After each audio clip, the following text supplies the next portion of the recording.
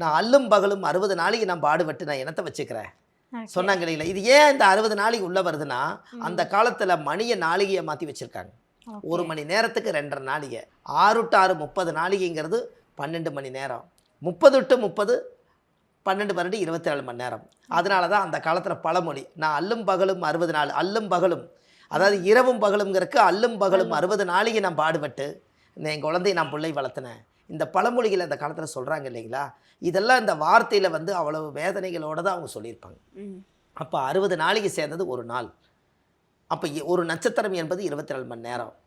இது எல்லாமே நம்ம அந்த காலத்தில் விஞ்ஞானமாக தான் இந்த ஜோசியத்தை வச்சுக்கிறாங்கன்னு. இது எதுவுமே சயின்ஸாக மாற்றி வைக்கல, விஞ்ஞானமாக தான் வச்சுருக்காங்க. அதனால தான் நம்ம ஆஃபீஸே விஞ்ஞான ஜோதிட ஆலோசனை மையம். பாரம்பரிய திருவள்ளுவர் குல வம்சம்னு எதுக்கு வச்சோம்னா, நம்மளுடைய 32 வருஷமாக இந்த துறையில் இருந்து 13 வயசில் இந்த ஜோதிட துறைக்கு வந்தோம். 5 வயசுலேயே பெரியவங்க நாக்கள் எழுதி வச்சுட்டாங்க. அப்போ கிட்டத்தட்ட பார்த்தீங்கன்னா 5 வயசில் நாக்கள் எழுதி வச்சுட்டாங்க. இன்றைக்கி 47 வயசு முடிஞ்சு இன்றைக்கி 48 வரைக்கும் கடந்து வந்துட்டுருக்குறேங்க. அப்போ கிட்டத்தட்ட பார்த்தீங்கன்னா நம்மளோட வயசுக்கு இன்றைக்கி வந்து பார்த்தீங்கன்னா இன்றைக்கி ஒரு 80ல் பிறந்திருக்கிறேன். 80ல் பிறந்தால் உங்களுக்கு என்னாச்சு, 46 வயசு ஆகுது.